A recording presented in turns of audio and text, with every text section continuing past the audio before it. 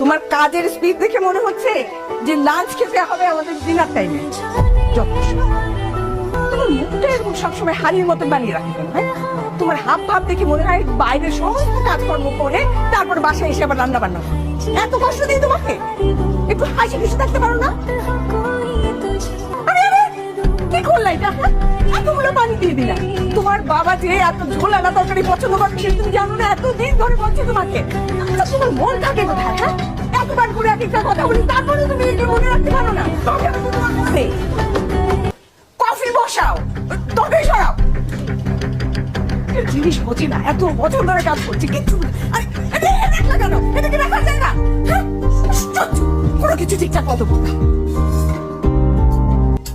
এইরকম কথা শুনতে শুনতে বাড়ির বউটা একদিন প্রতিবাদী হয়ে ওঠে। তখন বাড়ির বউ হয়ে যায় খারাপ।